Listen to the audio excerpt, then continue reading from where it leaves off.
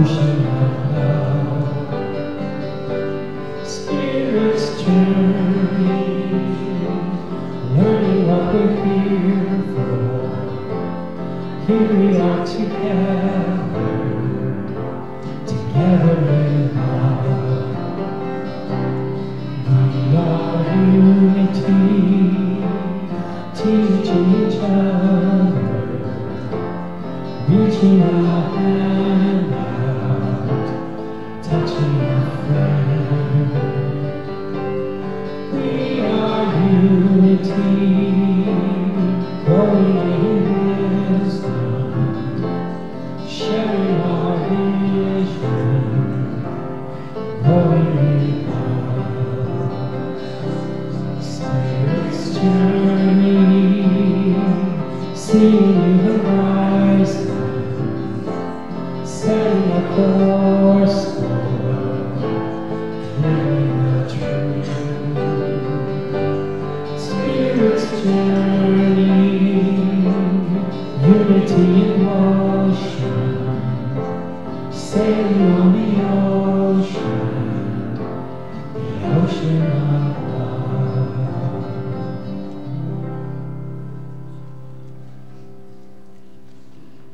That was terrific. Good job. Give yourselves a hand. Thank you. That was just a cover for me to get my cape on. All right, we're going to sing a song you also know, everybody. This is I Can Do Anything. If you're new people here, enjoy. It repeats and you'll get it picked up real quick.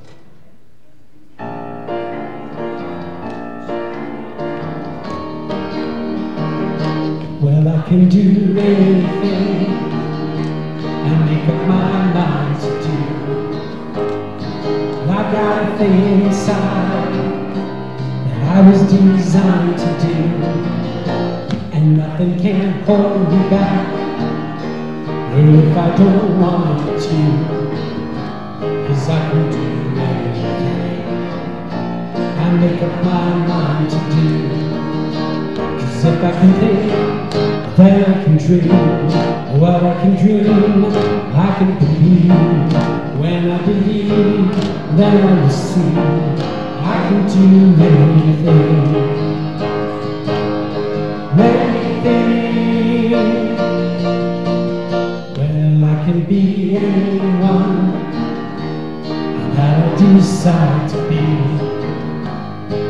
I have a great big dream growing inside me, and no one can bring me down, 'cause I know what's right for me, and I can be anyone that I decide to be. 'Cause if I can think, then I can dream. What I can dream, I can believe. When I believe, then I will see. I can do anything. Anything. Yes, I can do anything I make up my mind to do. I got a thing inside that I was designed to do, and nothing can hold me back. Well, if I don't want it to, 'cause I can do anything I make up my mind to do. I can do anything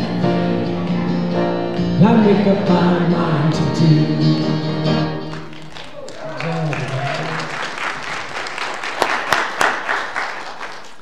Good morning. Welcome to Unity Spiritual Center, and welcome to everyone joining us online. Unity Spiritual Center, we are all about transforming lives, inspiring people to make a positive difference in our world. My name is Alan Bassan, and I am your platform assistant this morning. So now, please take a moment to silence your cell phones. But before you do, go ahead and open them up, check in with your favorite social media, and tell the world you are right here. Also, you can let all your friends know that they can join us live online at Unity Spiritual Center. We want to begin our time together by sharing our opening affirmation. I will say it once and then ask you to repeat it with me.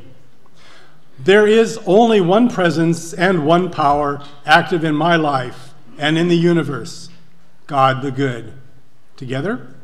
There is only one presence and one power active in my life and in the universe, God the good. This morning, we will hear from Reverend Jane, who will be sharing the Sunday message, The Grand Illusion. Come on, nothing up my sleeves. And then Dr. Gary will also be leading us in the meditation.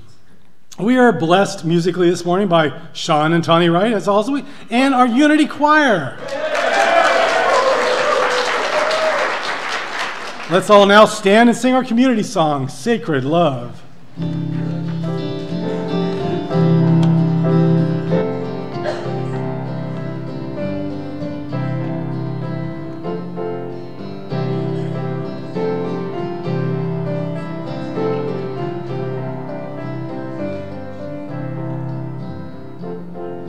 You are sacred love, sacred love is all that you are.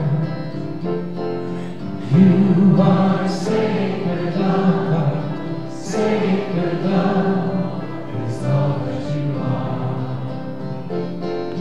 You are sacred love, sacred love is all that you are. You are sacred love, sacred love is all that you are. Show the way, God, show the way. I want to live in such a state of grace. Lead the way, God, lead the way. I want to live in such a holy place. Such a holy place. You are blessed peace, blessed peace is all that you are. You are blessed peace, blessed peace is all that you are.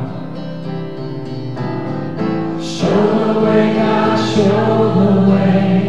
Want to live in such a state of grace. Lead the way, God, lead the way.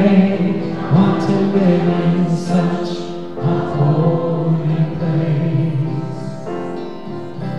Such a holy place. You are deepest joy, deepest joy. You are deepest joy, deepest joy is all that you are. Show the way, God, show the way. I want to live in such a state of grace. Lead the way, God, lead the way. I want to live in such a holy place. Show the way, God, show the way. I want to live in such a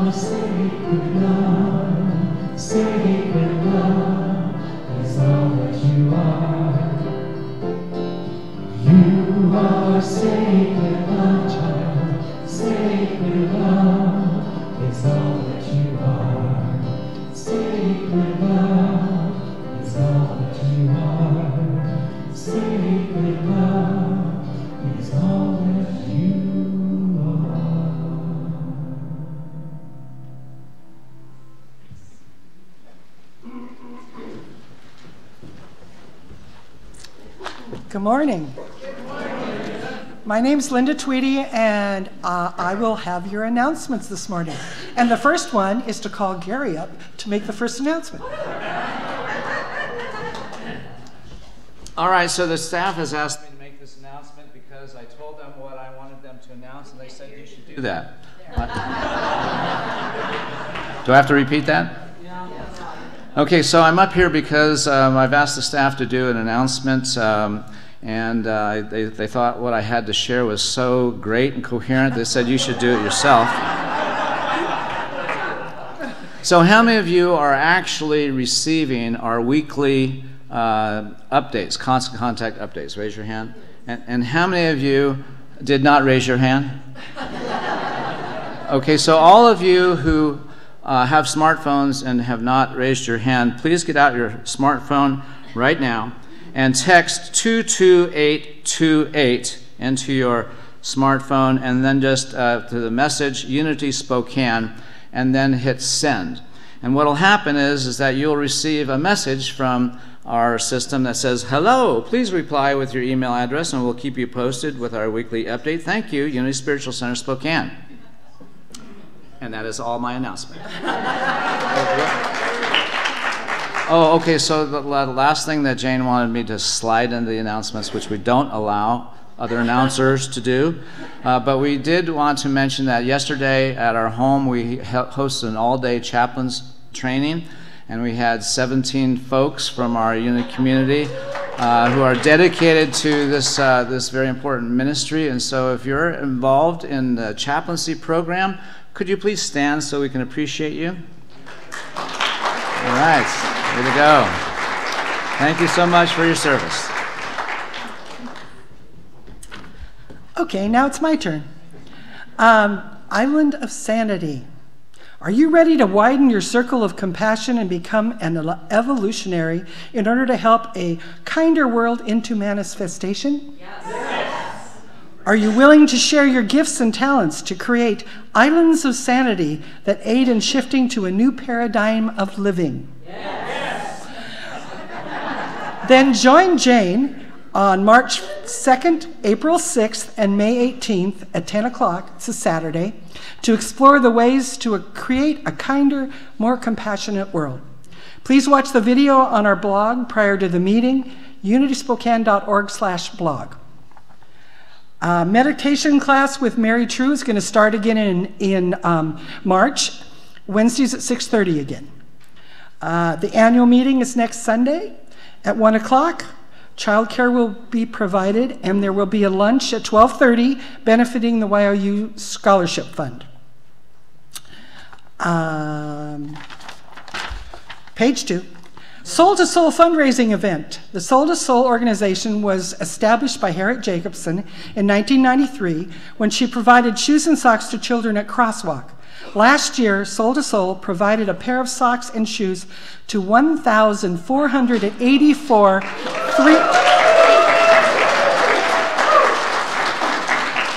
3 to 5-year-old children at 29 Head Starts and ECAP centers in the Spokane region. Soul to Soul fundraiser event is scheduled at Unity Spiritual Center on Saturday, March 9th, beginning with a social hour at 5:30. The theme this year is Get Your Kicks on Route 66. Our own resident chef, Susan, is preparing a scrumptious dinner buffet.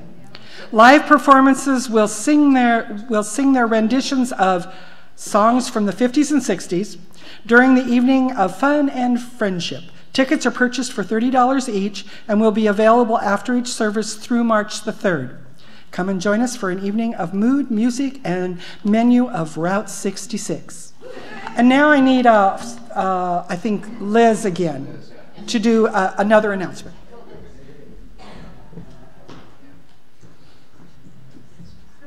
All right, I'm not the board update.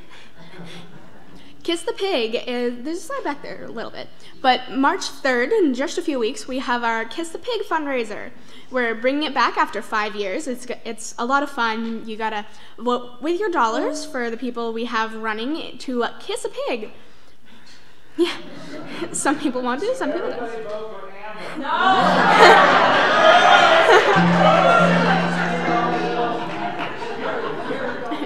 You're supposed to vote for one adult and one YOUer. For the adults you can vote for, we obviously have Amber and Gary, as well as Mary True. And for the YOU, you have to vote for, we have Danica, Olivia, and myself.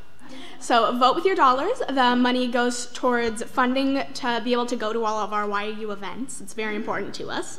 It's a really fun fundraiser, so vote with your dollars.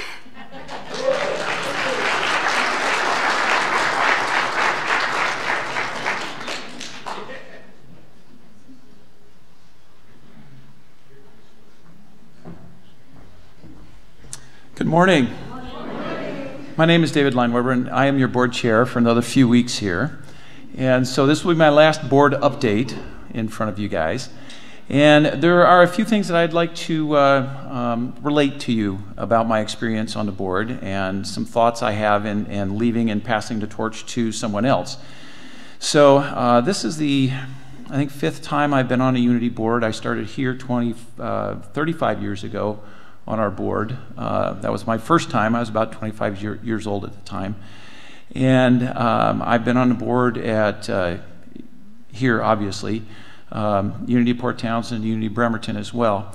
And each time that I've served in that capacity, it's been a wonderful time for me. You know, you think about, oh, board meetings, how boring, and you know, it actually has been a time of spiritual growth for me every single time I've served on a board.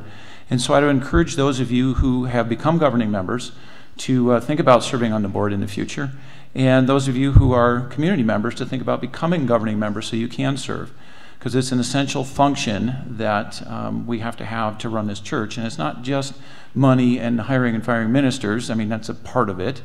You know, and obviously whoever's on the board this time around is going to need to be looking at replacing Gary and Jane as they retire.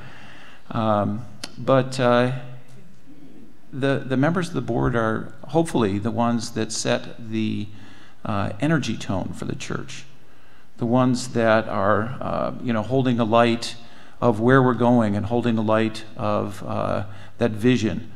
And that's an important task to do for us, because we know it's the thoughts in mind that become the reality here on the planet. And so that's, I think, one of the real key things about a board member is holding that vision, holding that light, and being that individual that you know, is not coming from a place of lack, is coming from a place of prosperity and a place of I am enough.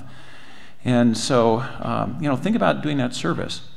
And the other thing that I really think is essential that we consider across the next 2 years is, you know, Jane and Gary have brought us to a place where we're thinking about shifting the kind of ministry that we do, because the kind of ministry that we've done in the past doesn't work in today's world. And so we're looking to become a mission-centric ministry rather than a minister-centric ministry. And in order to do that, that means that we, the congregants, have to pick up the slack. That means that the things that normally a minister might do for us, like holding a vision, are the things that we need to do instead. And you do that by volunteering. You do that by stepping up to the plate. And a lot of you do that. You know, we have all kinds of folks in chaplaincy program and greeters, greeting folks that come in the door. We've got folks that, you know, keep the grounds up. And there's a place for everybody. Well, you know, we need people to click PowerPoint in the sound booth, you know. There's a lot of tasks here. And if you're not involved in youth ed or something here, you know, get involved, because it's fun. You meet people, you get to know really nice folks in a very personal way, and you know, it makes you feel good, and it takes care of the place. And then the other component of this, of course, is that one that is ongoing, and is in all 5 boards that I've been on, it's always been an issue. I would say less so of an issue here, but that's the financial support of the church. And you know, you don't think twice about paying your mortgage payment or paying your electric bill, but sometimes we have to think twice about paying our electric bill on our staff and those things, because we don't always have the funds there that need to be there. Sometimes we're putting that stuff off a month, and nobody likes doing that. And so we need to be conscious of using the prosperity that we gain through being here to help financially support the church as well. And you know, Gary says I'm never going to get up there and talk about it, and he doesn't. But Jim's real good about telling you what we need. But you know, this is our place. This is our heat bill. This is our staff that we, you know, pay to do these things for us here. And without all of that, this place doesn't run. And without all of our volunteers, there wouldn't be snacks and coffee and live stream to watch when you're not here or you're ill or you're out of town. All of the things that happen here wouldn't happen here without the volunteers. And so I congratulate everybody that does volunteer, and there's a lot of them around here. And a lot of people that volunteer do multiple things. Like me. I'm trying to be in the sound booth and here at the same time and sing in the choir today. So, a lot of folks here do those things all at once. So I just really encourage you to, think about where, if you're not stepping forward and filling in and volunteering somewhere, where could you do that? Where could you fit? Because just ask folks, because they'll be happy to welcome you into their clan. So please consider that. But also please consider, what's my place and how energy-wise and how do I help this place grow and be governed and be managed? So, thank you.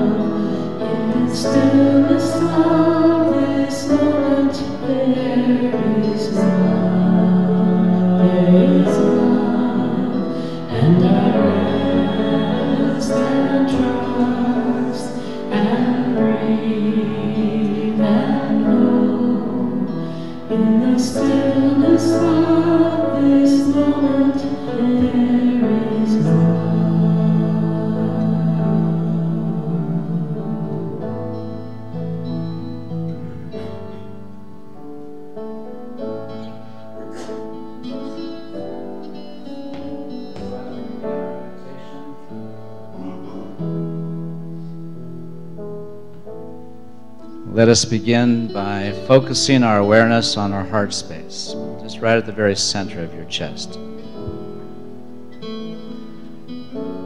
So as you breathe into your heart space, bring into your awareness someone or something that you appreciate. It could be a family member, a life partner, a beloved child, a cherished pet, or fond memory. Just whatever carries with it the felt sense of appreciation, so that together we generate these elevated emotions of love and kindness and compassion, empathy, care. And as we allow our awareness to be filled with the images that invoke those feelings, we amplify those feelings by imagining them extending beyond our physical selves, pouring into this sanctuary so that together we create an energetic field of heart-centered coherence. Jesus said, "Blessed are the pure in heart, for they shall see God." And so whenever we enter into an awareness of our heart and filled with the felt sense of appreciation and gratitude, we access that dimension of our essence that is aligned with God's plan of good. And in that alignment, we find ourselves carried in ease and grace towards whatever event or circumstance that awaits our our fulfilled purpose, our expression of love and kindness and care. And so no matter where we are and what is our need, we can know and trust that in this dimension of ourself that is our hearts, our connection to the divine, we can simply let go and let this movement of spirit guide us, prosper us, heal us, fulfill us, inspire us. And so if there's some need, if there's some obstacle, some opportunity, some circumstance that awaits us, we simply open our hearts to that part of ourself that right now is working together for our greater good. And so we give thanks in advance that we can rest assured in this awareness that we are one with God, one with each other. And as we rest in this stillness, we bring it into expression. And so let us now enter into the silence and open our hearts into greater expressions of that awareness of God as love in the silence.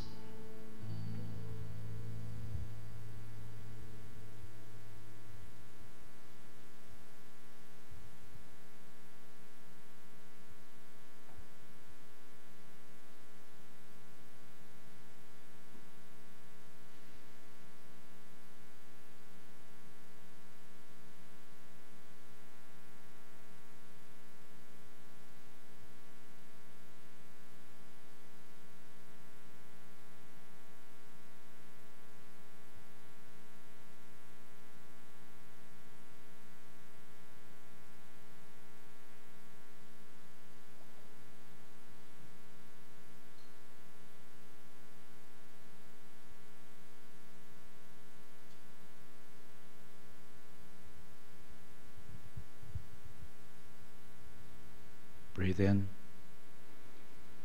and release. Breathe in and release. Blessed Spirit, we release ourselves into your care and keeping.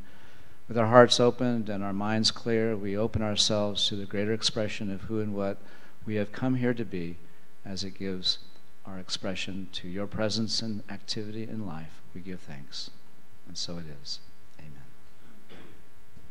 In the stillness of His mind, there is peace, there is peace. In the stillness of His mind, there is peace, there is peace. And I rest and trust and breathe and know. In the stillness of this moment, there is peace.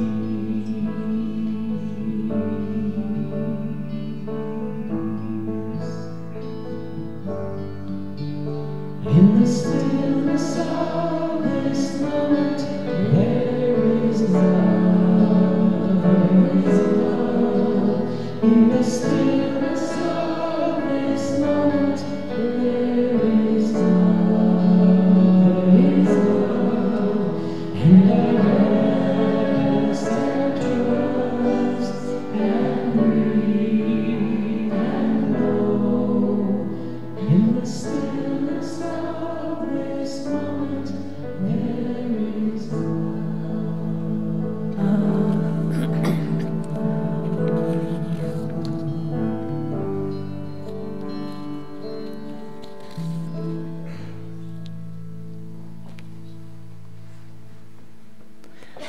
Thank you. Isn't that a beautiful song? And don't they sing it beautifully? Yes.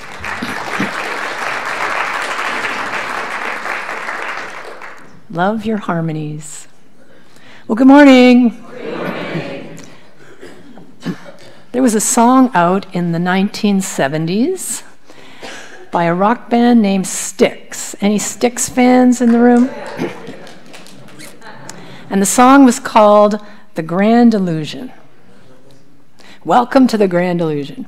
And it referred to the glitziness of stardom and the appeal that that has, And the lyrics were assuring those of us who were not rock stars that it was not all it was cracked up to be. In fact, the lure of fame and fortune was a manufactured fantasy, a grand illusion.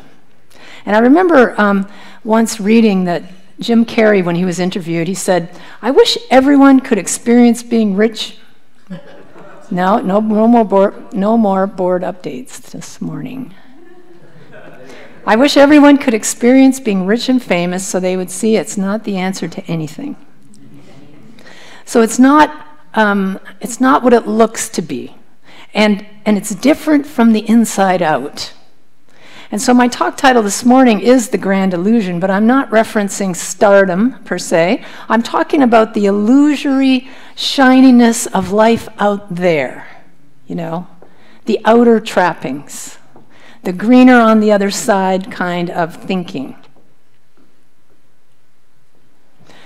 Looking for what we think we need out there, when really the star that we're pursuing is where? It's within us. So looking out there instead of in here. Last week we talked about synchronicities and how they can be breadcrumbs for us to follow in order to grow and develop into who we've come here to be. And those of you who were here last week or watched online, you were invited into watching for those breadcrumbs, paying attention to synchronicities and watching for evidence that it was happening and to keep track of it. How many of you did that? Some people did it. Awesome. Well, our exploration today is going to move from being on the search for hidden synchronicities in life to shifting our perception in order to see beyond the illusory appearance that may actually be getting in the way of finding those synchronistic events. So here's a question for you. Imagine that one night you were having a dream that you were being chased by a bear. And then the next night you had a dream that you were being chased by 5 bears. Oh my gosh. Which night would you be more in danger? Neither one. They're both equally an illusion, even if they felt terrifyingly real. I mean, have you ever jolted awake from a nightmare and said, "Oh, thank goodness it was just a dream"?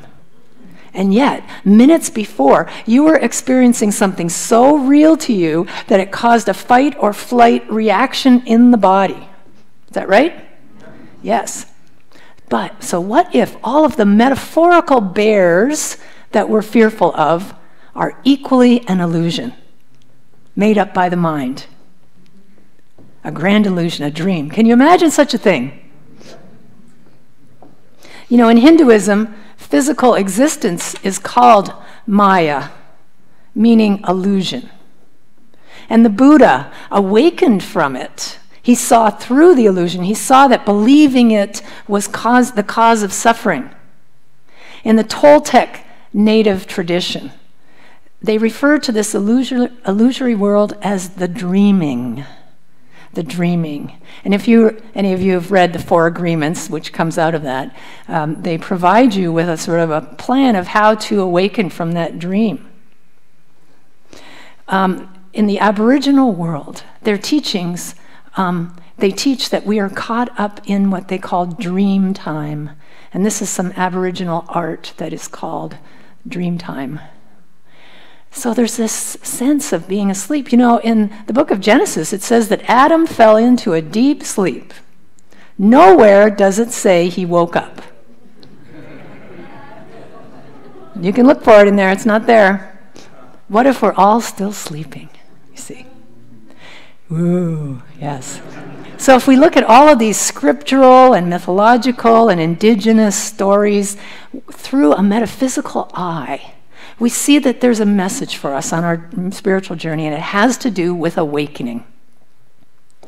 The Course in Miracles tells us we are caught up in a dream of separation, and its teaching for me is summed up with these words: nothing real can be threatened, nothing unreal exists.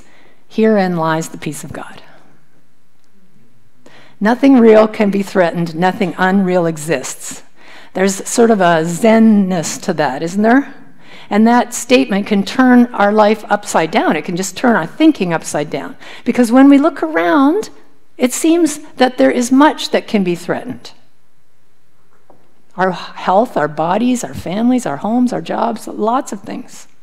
And if nothing unreal exists, then does that mean that all these things that can be threatened and that I believe are real are an illusion? What do you think? Are we all asleep? Because we seem to be awake, don't we? We're not comatose. Everybody here, I see all the eyes are open. We're here. And it feels very real, this physical existence. It feels very real. These bodies appear solid, but are they? No, they're not. Quantum science tells us that we are 99.99% empty space, and that what appears solid is in fact mostly emptiness. And according to this statement by the scientists from the Institute of Physics, if we removed all the empty space, the entire human race would fit into a sugar cube. It's the ultimate weight loss program. They also tell us that only 4% of the universe is solid, only 4%. The rest is made of dark matter. So can we trust our senses, what our senses are telling us? Because there's much happening, there's much unseen traveling under the surface, and things are happening all around us that we're unaware of. As a human species, we are not conscious at all of ultraviolet light waves and dog whistles and radio waves and electromagnetic field of the heart. Bless you.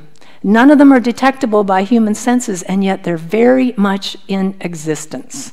And although we may not have the receptors to perceive them, these occurrences are as measurable and as real as the material and sensory objects that we can touch and feel. In fact, you may have heard the research that tells us there are 400 billion bits of information available to us right now. 400 billion bits. But our brains can only take in 2,000 bits in a given moment. So 400 billion, 2,000. There's lots of stuff going on that we're not aware of, and it's a good thing. Can you imagine walking around with 400 billion bits of information going on? We would be in uber overwhelm all the time. In fact, we'd be unable to make sense of anything. And this is the brain's gift to us, its ability to focus on those 2,000 bits that are relevant to us, interpreting their meaning. But it's a gift with consequence. Because here's the thing, how does it know which 2,000 bits to let in? Well, the operative word is relevant. What's relevant to us, and it uses a handy little tool as a filtering device called our beliefs. So how can we leverage that information in order to see through the illusion, the unreal, to the greater reality, the real with a capital R, that lies beneath all appearances, that is everywhere present, that is here now? How can we do that? How can we learn to see and experience the beauty and the joy of the greater mind? Spoiler alert, it takes a shift in perception in how we perceive the world. So we want to move those 2,000 bits and see what else we can perceive. So last week, if you recall, we asked the question, is the universe a friendly place? And you were invited to try filtering your experiences through that question, using the lens that if the universe is friendly, if life is for me, then how is the situation for me? And that question can be pivotal to seeing through the grand illusion, to see it differently, to begin to take action that reflects the new perspective. As Alan Cohen says it, if you don't like the reality you're living in, choose another one and start living as if. Start living it. It seems simple enough, but not so easy. But it's important to take the steps to shift our perspective like that, because our mind takes its role of keeper of the 2,000 bits very seriously, and it tends to focus on what's wrong instead of what's right. In fact, it's run by an evolutionary dynamic called a negativity bias. And we need to overcome that or negotiate that whenever we're seeing something. Because we're designed for this. We're designed to notice and focus on the negative rather than the positive. It's a survival mechanism. Rick Hansen, the author of the book Buddha's Brain, uses the analogy of Velcro and Teflon to explain how this works. Positive things in our field of awareness tend to slide off of us like Teflon. We take them for granted, while focusing on the negative like Velcro as if our life depended upon it, because in fact, it does, yes. It's more important for our survival to see the crocodile lurking in the water than it is to discover if that water is safe enough to drink. That crocodile is the more immediate issue for us, the more immediate threat, you see. And so it sticks to our awareness like Velcro, whereas the cleanliness of the water, the beauty of the surroundings, slides off like Teflon. Now, this survival mechanism is very, very helpful when you want to go for a swim. However, it gets too carried away in our lives, our daily lives, and we can focus only on the negative, you see, feel threatened by it, miss the beauty that is present right now. And it's all thanks to a little almond-shaped organ in the brain called the amygdala. Now, the amygdala is the smoke alarm of the brain. And it's always scanning our world, asking, am I safe? Am I okay? Do I have to worry about this? It filters through old memories. It compares them to what's happening now to determine the present safety. Has this happened before? What does this remind me of? Do I need to be on guard? And it can be very forthcoming with the warnings whenever anything shows up that feels remotely threatening, that reminds us of something from the past that may have been dangerous or unsafe. And the problem arises because of this. The amygdala values speed over accuracy. See that? It would rather be wrong 99 times than miss the one accurate warning. And so if this wonderful safety mechanism in our brain is showing us a crocodile in the water, thank you, amygdala. You see, we need that information to be safe. However, it can also be warning us of something that's reminiscent of a past hurt, something perceived as dangerous due to some kind of faulty story that we've bought into early in our lives, or an unconscious underlying belief that we've taken on.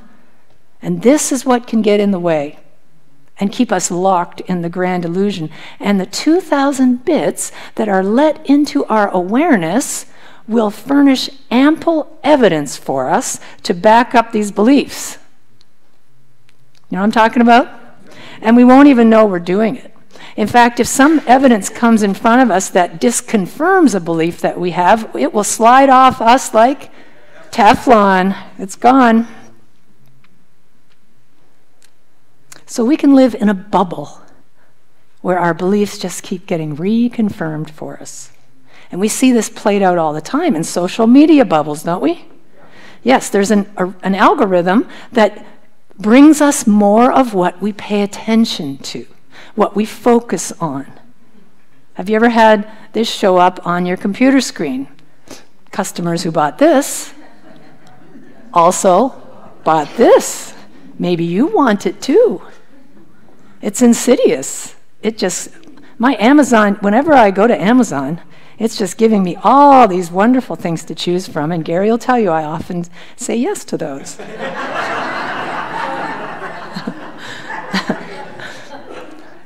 Anybody else love Amazon for that reason? Yes, I'm not alone. Okay, thank you. Thank you, thank you. So the new economy is called the attention economy. What gets your attention gets you. So once you watch a short video on YouTube on a certain subject, what happens?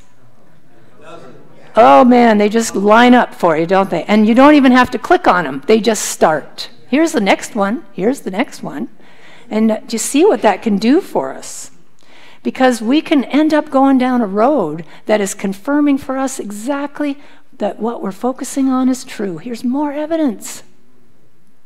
And in a sense, this algorithm-driven dynamic illustrates for us what actually happens in our lives. Life mirrors for us what we're focusing on. And what we're putting out there and projecting shows up in our world, mirrored back. It's like a puppy wandering into a house of mirrors and growling at all these dogs and being surrounded by enemies. That is an interesting sound that keeps showing. So where is your focus and where is your attention? What beliefs are filtering your experiences? Because we take in this tiny amount of data, comparatively speaking. The brain interprets it and edits what comes in using these beliefs as filters, and it neglects to tell us it's doing so. And then we think that's all there is. That's what life is. And we miss the glory of reality, with a capital R, behind it all. This economy of attention is the key for us to unlock the grand illusion, to see past the man behind the curtain. And each one of us gets to choose where we spend our currency of attention. Perception has a lot of clout when it comes to how we experience our lives. You know, University of Virginia psychologists did an experiment with people to test their powers of perception. And they had people stand at the top of a hill on a skateboard or on a box that was the same height as the skateboard, and they had them estimate the grade of the hill. And what they found was that the people standing on the skateboard, what?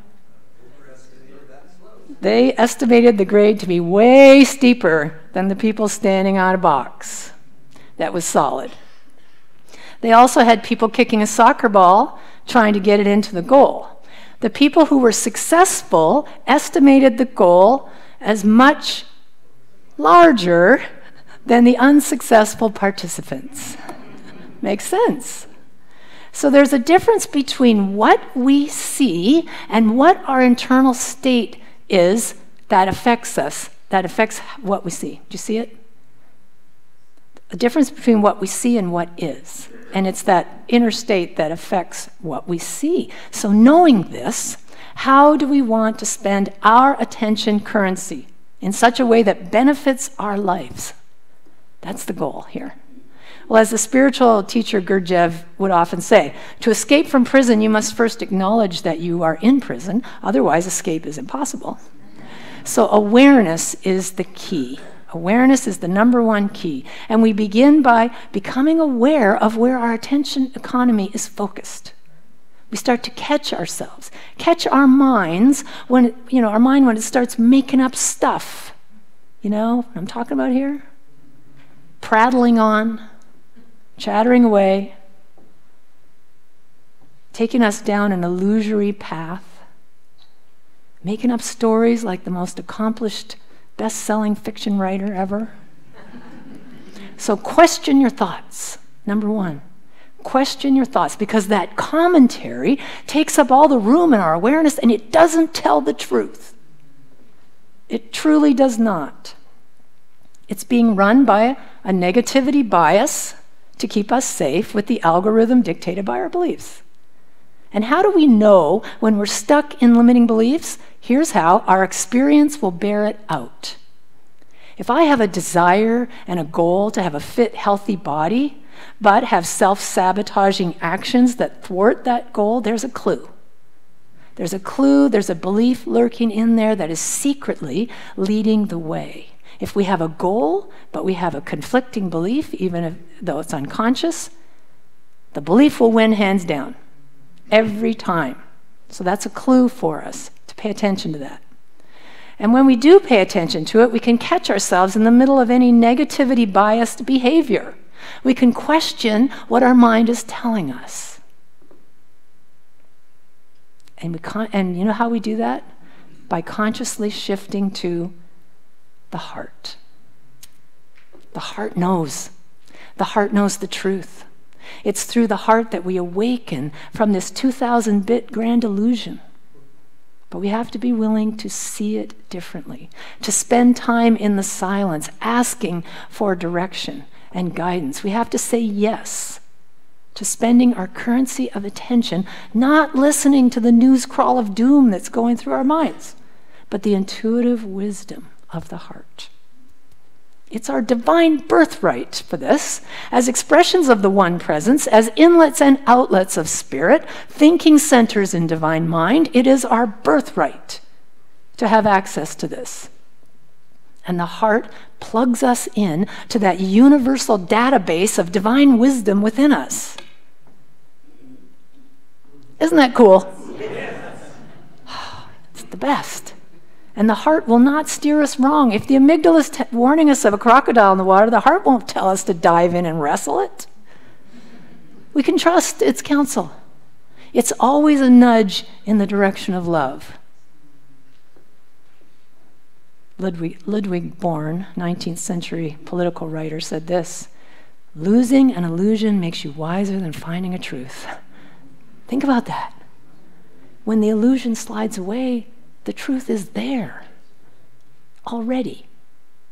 And the heart can show the way. The heart is the key to awakening from the dream of separation and experiencing the reality of oneness, because the heart is the great unifier.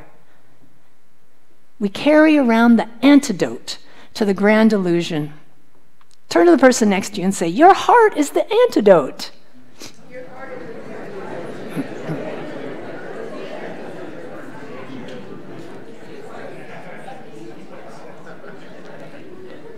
Your heart is the antidote. Isn't that good news? Yes, because why? We've all got one. Everybody comes equipped. This is not woo-woo, by the way. Not at all. HeartMath has done extensive scientific, robust scientific research on the power of the heart, with some very interesting and inspiring results. They once did an experiment where they had people hooked up to heart monitors and then randomly showed them pictures on a screen of either disturbing scenes like car wrecks or beautiful pictures like the beach or babies, things like that.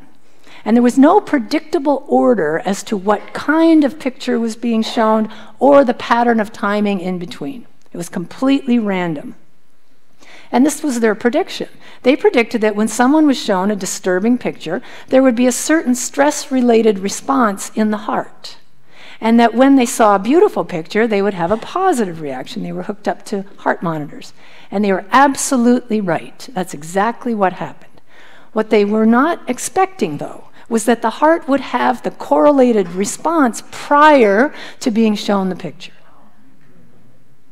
3 to 4 seconds before the picture came on the screen, the heart would react to what was about to be shown. Now let this sink in, because I got to tell you, it blew the minds of the researchers. Totally not what they expected. And here's another thing. The people in the study didn't realize that this was happening. They didn't know that their heart was responding in that way. You see, we're typically unaware that the heart is so present in our experience. See? And that the guidance we seek is closer than our very breath. Think of it as an ally on the path, a guide we can trust, and we can access the immense wisdom of God through the power of the heart. And we open up that door through the practice of gratitude. That's how it works. Gratitude and appreciation. Spend time in deep appreciation, letting that feeling open our hearts and listen for the voice, nudging us from within. It shows us the truth. It helps us to walk through the labyrinth of illusion to the reality of oneness. But don't take my word for it. Don't believe a word I say.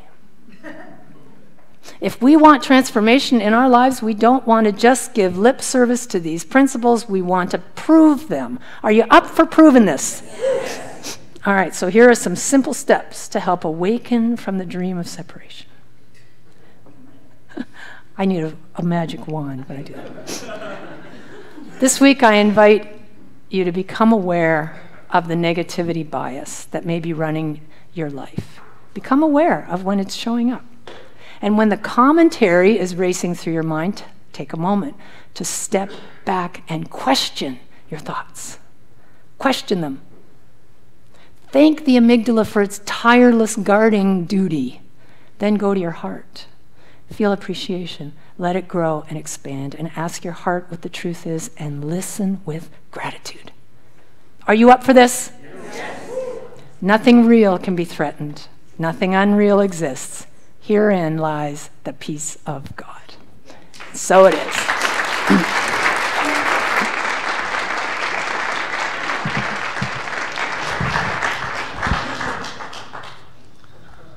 Boy, now there was something in that talk I can use, because I'm usually being accused of being full of it, but I can tell them now that I'm 99.9% empty. I like it. All right, unity stands for peace in the presence of conflict, for love in the presence of hatred, and for forgiveness in the presence of injury. Unity honors the many names for God, the many paths to God, for we know that there is only one power, one present, and one life. So wherever you are on your spiritual journey, we welcome you here. We would especially like to welcome anyone visiting us for the first time. So if this is your first time visiting us and you feel comfortable, please raise your hand. And leave it up long enough so our ushers, oh, we've got lots. I love it. Leave it up long enough our usher can get a glimpse.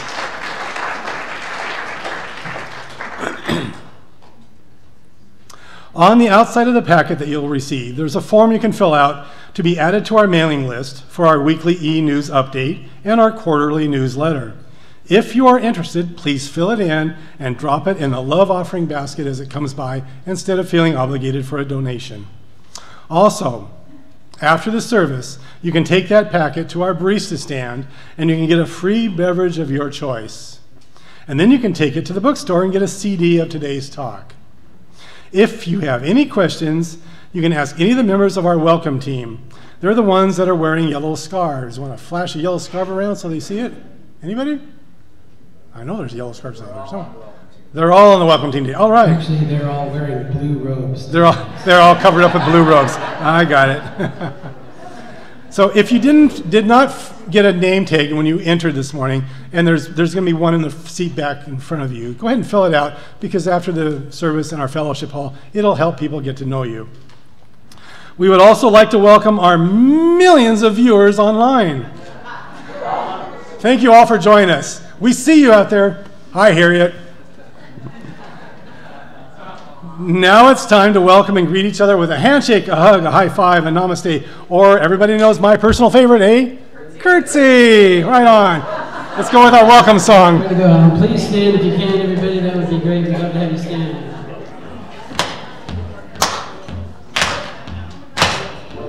Get going now, folks.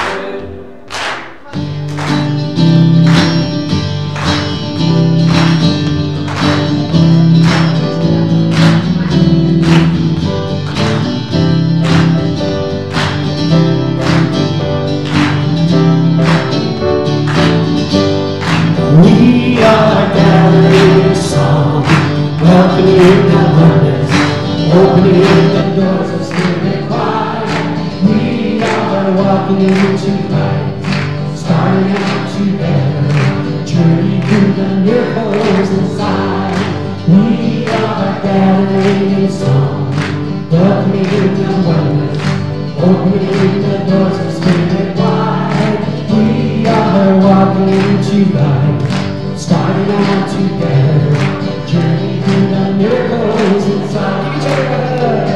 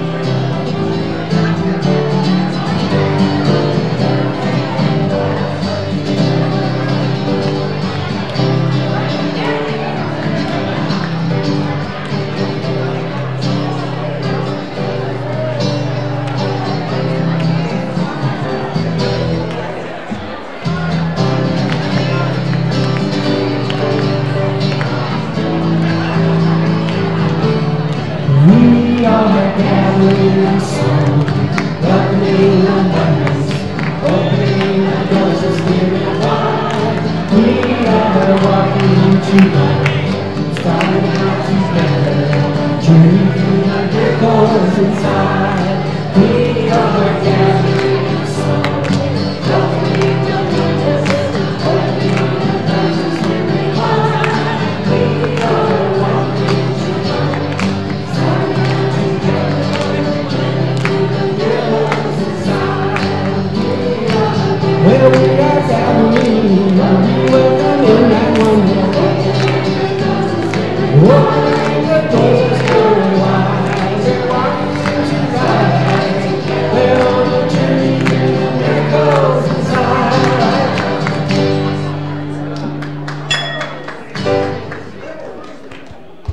Good morning, everybody. My name is Jim Sledge. I am the treasurer on your board of trustees, and this is the time in our service where we acknowledge and appreciate your financial contributions to this wonderful place. And as Jane says almost every time she speaks, gratitude is so important to the prosperity process. So gratitude, appreciation, prosperity are all interconnected. So if you would take your contributions, your love offerings into your hand, and those of you who do automatic giving, take that into your heart, and let's say our prosperity blessing together. Puh, puh. I'll try to sing a little better this time, okay? We have the prosperity blessing. All right. Okay, here we go together.